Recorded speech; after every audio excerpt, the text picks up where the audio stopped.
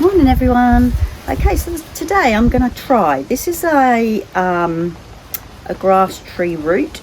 Must have been a very little grass tree, and I'm very aware that you've got to be careful not to inhale this stuff, but I wear a mask so all's good. I'm going to see if I can turn it into a mushroom or something else. So see what happens. If I do a mushroom, I'm going to have to do it that way, or I could do a tree. That'd make a great Christmas tree, wouldn't it? A bit late for Christmas. Anyway, I'll think about it and then get going.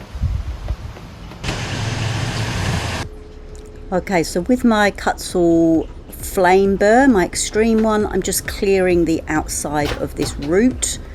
I still haven't made up my mind at this stage what I'm actually going to be doing with it, so I'm still thinking. Those cogs are whirling around, and I think at this stage I've decided I'm making a tree. Yep, a tree wins. So here I'm undercutting where the branches would fall down and thinning out the trunk.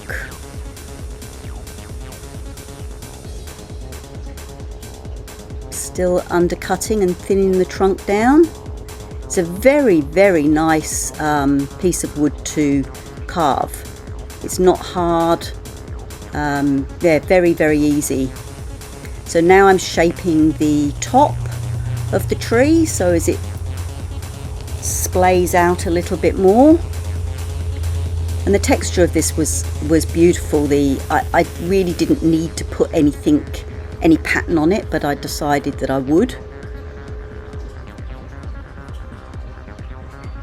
It already looks like a fern tree. I've now changed to my fine taper burr, my Cavoodle fine taper burr, and I'm cutting in like triangles, which are like the shape of the leaves falling down the tree.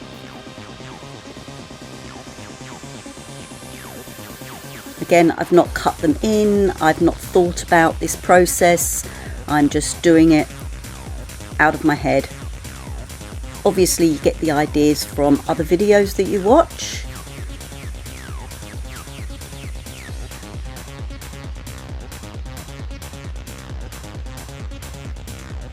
See, I've got no pattern coming down, I'm just going around and cutting it in.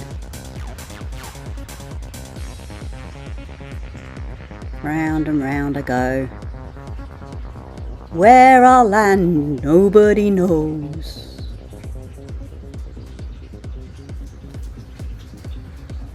I just moved forward slightly with the video because obviously it got a bit tedious after a while.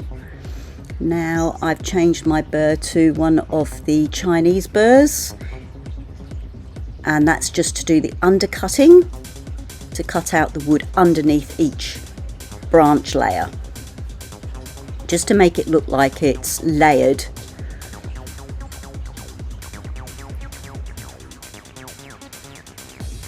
Cut right underneath, and this wood was perfect for that. It allowed me to do that. I did lose some of the points, but that didn't matter.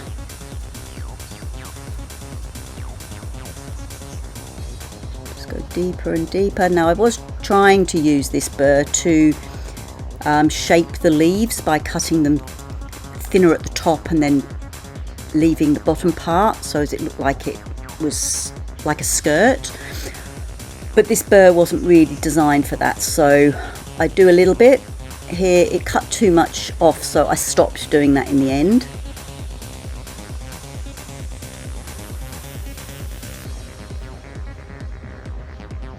Guys, it's very hot out here. It's going to get to 38 today, I think. I don't know what temperature is at the moment, but I am sweating big time. I look at this Christmas tree and think, oh, it would have been nice and cool there. Christmas time in the snow. Oh, lovely. So what I'm doing with the bottom ones is I'm actually cutting them out so as there is a gap at the bottom of the circle of tree, you know, the circle of branches that fall at the trunk. I'm cutting them out. Sorry, couldn't get my words out properly there. So what am I doing next? Right, so now I've got my fine sphere burr, my cut saw one, and if you look up in the right hand corner, that's the real time, and the main one that you're watching there is double time.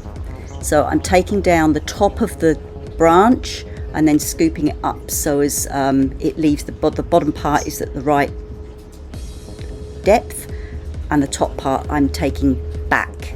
I hope I'm making sense.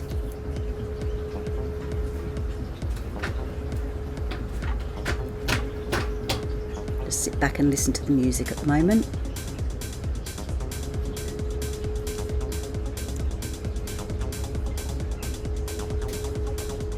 As I said, this root was really lovely to carve. I've got some really big ones up in the shed, but I think I might have to wait till I've got bigger equipment to do them. I'd be able to do it with my Dremel, but it might take a bit longer.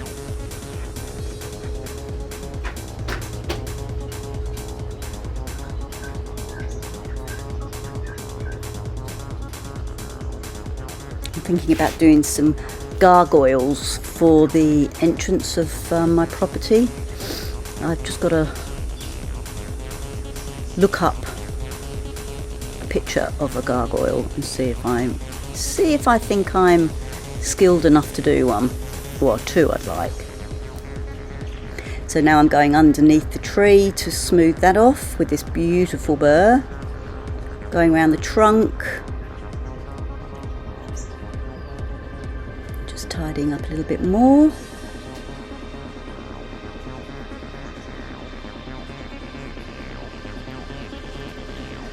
If you've watched my past videos, we had a snake in the pond all over Christmas, but it's gone now.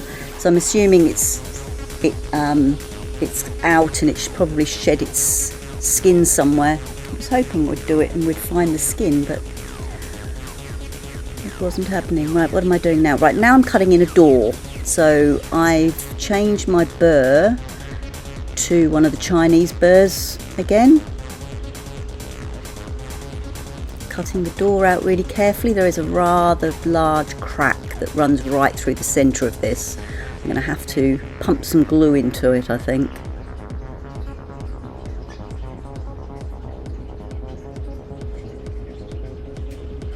I'm putting in a little window. Again, I didn't know I was going to do this. I was thinking about just cutting the tree trunks bark, and then I decided, nah, I'm going to make it like a little fairy Christmas tree. Cutting in a second window.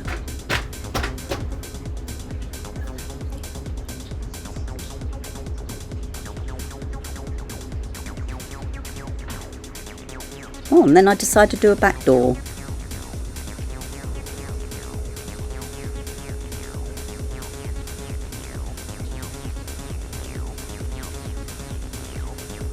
So now I've got my Dremel drill piece, and I'm going to drill right through the window to the other side.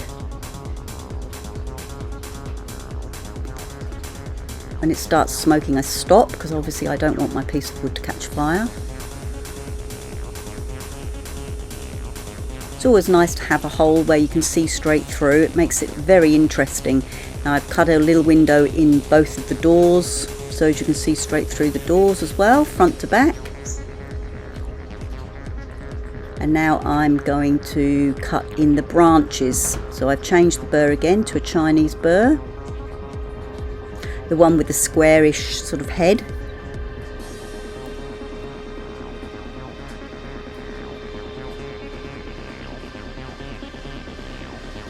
Go all the way around.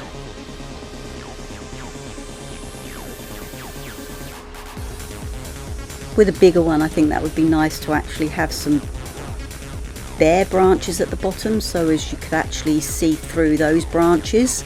But I'll see what I do when I actually start working on a bigger one. all ideas that keep popping into my head.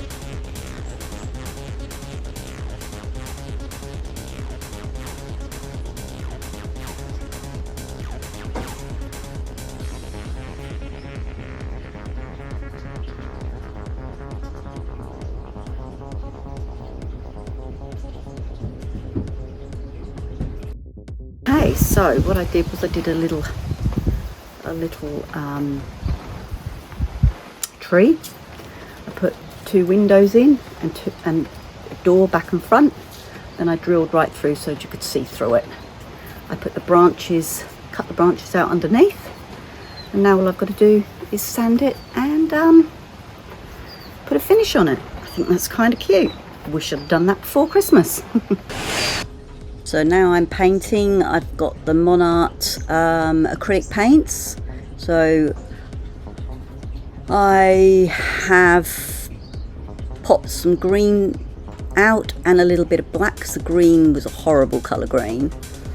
So I'm going to make it a dark green, and I'm only painting the leafed area. I'm not going to paint between because that would be like where the branches would be, and I wanted to keep them dark.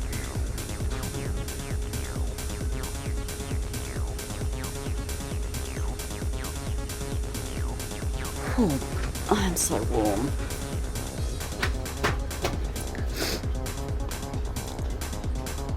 It's nice. I'm sitting out here doing this, doing my little voiceover, and inside the robot's washing my floors.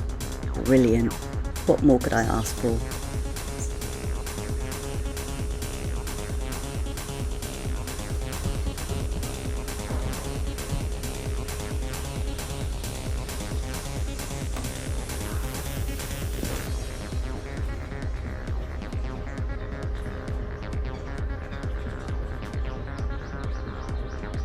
Could have cut this bit a bit shorter, I think.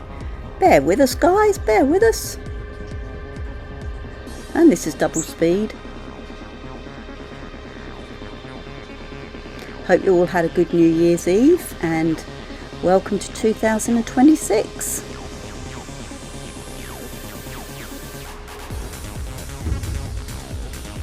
And I know we say it every single year, I hope we have a good year.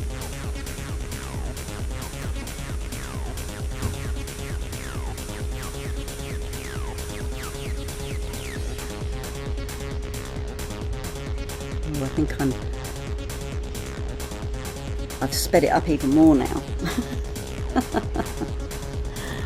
Right, nearly done, nearly done, just putting on the last bits.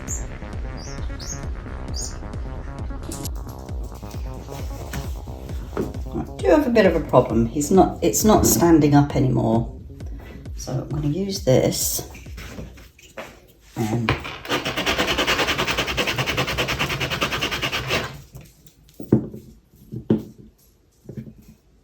falling backwards, so I can see why. Look, it's just not straight. Look.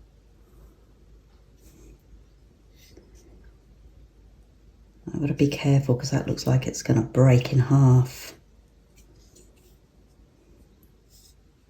I have to stick some glue in here when I've finished painting.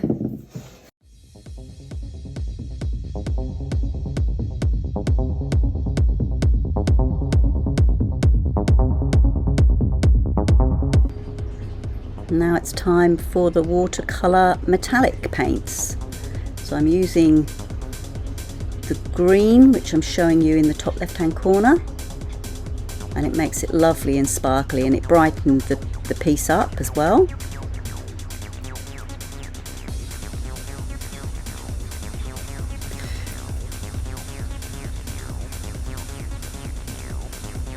What I've done is I've done a double screen here, so as the top left hand side I'm more advanced in the painting compared to what you're seeing on the main screen.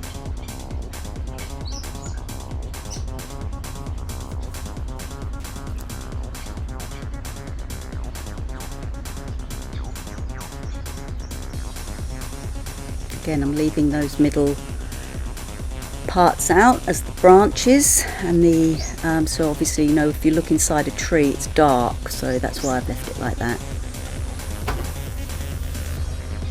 There. And I did varnish it with lemon oil. I went over the whole piece, including the paint, the lemon oil. It's come out lovely.